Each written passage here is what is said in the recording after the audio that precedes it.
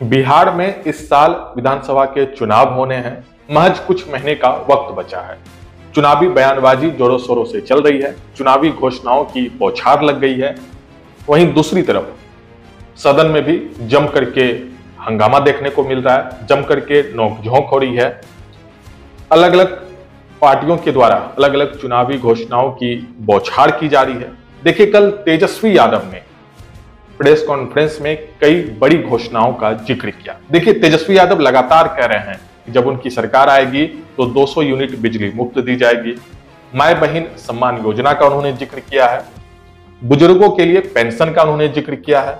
इसके साथ ही तेजस्वी यादव ने कल अपने प्रेस कॉन्फ्रेंस में इन बातों का भी जिक्र किया कि जब वो सरकार में आएंगे तो शराबबंदी कानून में भी संशोधन किया जाएगा। तेजस्वी यादव ने कहा कि जो शराबबंदी एक्ट है, इसके कारण पारसी समाज के लोगों को काफी ज्यादा प्रताड़ित किया जा रहा है, क्योंकि शराबबंदी एक्ट में तारी पे भी प्रतिबंध लगा हुआ है, जिस कारण से पारसी समाज के लोगों का एक तो रोजगार छिन गया, दूसरा उनको प्रताड़ित भी किया जा रहा है। जब उनकी सरकार आएगी तो शराबबंदी एक्ट में संशोधन करेंगे। दूसरा, तेजस्वी यादव ने यह भी कहा कि छात्रों के लिए जो फॉर्म भरेंगे वो मुफ्त होगा, आने जाने की सुविधा दी जाएगी, किराया मुफ्त किया जाएगा। तो कई घोषणाओं का जिक्र लगातार तेजस्वी यादव कर रहे हैं। डोमिसाइल नीति लागू करने की बात तेजस्वी यादव कह रहे हैं। घोषणाओं की जो बौछार है वो लगातार बिहार में चल रही है, अलग अलग राजनीतिक पार्टियों के द्वारा। दूसरी तरफ प्रशांत किशोर भी पूरी तरीके से मैदान में डटे हुए हैं। बात करेंगे कि प्रशांत किशोर ने क्या कुछ कहा है। प्रशांत किशोर सेमीफाइनल खेल चुके हैं, अब वो फाइनल खेलने की तैयारी में है। पहले बात कर रहे हैं तेजस्वी यादव की। देखिए, तेजस्वी यादव ने कई बड़ी बातों का जिक्र किया है। तेजस्वी यादव ने कहा है कि वो 100% डोमिसाइल नीति को लागू करेंगे, जिसपे बीजेपी ने तंज भी कसा। बीजेपी बिहार प्रदेश के अध्यक्ष दिलीप जायसवाल ने कहा कि पहले तेजस्वी यादव अपने परिवार में ही डोमिसाइल नीति लागू करें। दरअसल दिलीप जायसवाल का निशाना संजय यादव की तरफ था। संजय यादव हरियाणा के रहने वाले हैं, जिन्हें इस बार आरजेडी ने राज्यसभा भेजा है। देखिए, तेजस्वी यादव लगातार कई घोषणाओं का जिक्र कर रहे हैं, युवा चौपाल लगा रहे हैं। और कल महागठबंधन दलों की बैठक भी हुई। इस बैठक में कई बड़ी बातों का जिक्र हुआ। इस बैठक में सीपीएम, सीपीआई माले ने एक स्वर में कहा कि महागठबंधन का नेतृत्व तेजस्वी यादव करेंगे। दूसरी तरफ तेजस्वी यादव ने भी अपने नेताओं को एक बड़ा टास्क दे दिया।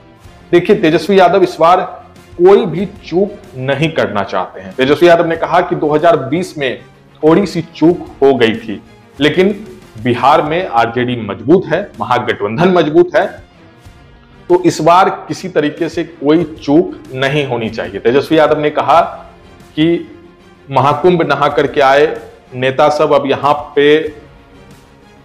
लोगों में भ्रम उत्पन्न करेंगे, लेकिन महागठबंधन के नेता, आरजेडी के नेता क्षेत्र में जाएं, फील्ड में जाएं, लोगों को समझाएं माय बहन सम्मान योजना क्या है, 200 यूनिट बिजली मुफ्त मिलेगी, पेंशन पे बात करें, रोजगार पे बात करें।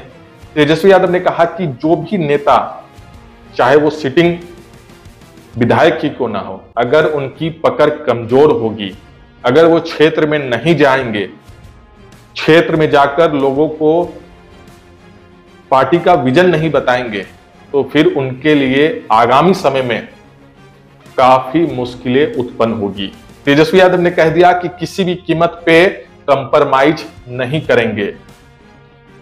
हर रिपोर्ट आ रही है क्षेत्र से कि कितने नेता फील्ड में जा रहे हैं, विजन बता रहे हैं, लोगों को समझा रहे हैं योजनाओं के बारे में। हर एक पल की रिपोर्ट आ रही है और उस रिपोर्ट के आधार पे ही आगे निर्णय लिया जाएगा।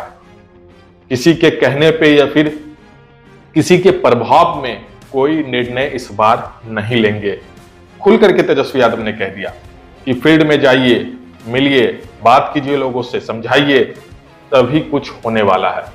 नहीं तो किसी भी कीमत पे इस बार कोई गलती नहीं करेंगे, कोई चूक नहीं करेंगे। और हर एक पल की रिपोर्ट हमारे पास आ रही है कि कितने नेता फील्ड में जा रहे हैं, जनता के बीच जाकर के पकड़ मजबूत कर रहे हैं, चाहे वो सिटिंग विधायक ही क्यों ना हो, अगर उनकी भी पकड़ कमजोर होगी तो फिर उनपे भी गाज गिरेगी। स्पष्ट रूप से तेजस्वी यादव ने कह दिया। देखिए, तेजस्वी यादव इस बार पूरी मजबूती से फील्ड में डटे हुए हैं। दूसरी तरफ प्रशांत किशोर भी लगातार कई घोषणाओं का जिक्र कर रहे हैं। देखिए, अब प्रशांत किशोर की चर्चा करते हैं। प्रशांत किशोर सेमीफाइनल खेल चुके हैं, फाइनल खेलने की तैयारी में है। अब फाइनल में मैदान में वो कितना टिक पाएंगे ये तो समय तय करेगा, लेकिन प्रशांत किशोर ने भी कई घोषणाओं का जिक्र किया। प्रशांत किशोर जब बिहार में पद यात्रा कर रहे थे तब भी प्रशांत किशोर ये कह रहे थे कि अग्रणी राज्यों में बिहार को लाना होगा, ये सबसे बड़ा टास्क है। देखिए, प्रशांत किशोर अब भी उसी बात पे टिके हुए हैं। प्रशांत किशोर कह रहे हैं कि राज्य को देश के 10 अग्रणी राज्यों में शामिल करने के लिए 5 महत्वपूर्ण योजनाओं को तुरंत लागू किया जाएगा अगर हमारी सरकार आती है तो। आगे प्रशांत किशोर कहते हैं कि सबसे जो मुख्य उद्देश्य है युवाओं का पलायन रोकना, किसानों और महिलाओं की आर्थिक स्थिति को मजबूत करना, बुजुर्गों को सम्मानजनक पेंशन देना और शिक्षा व्यवस्था में सुधार करना।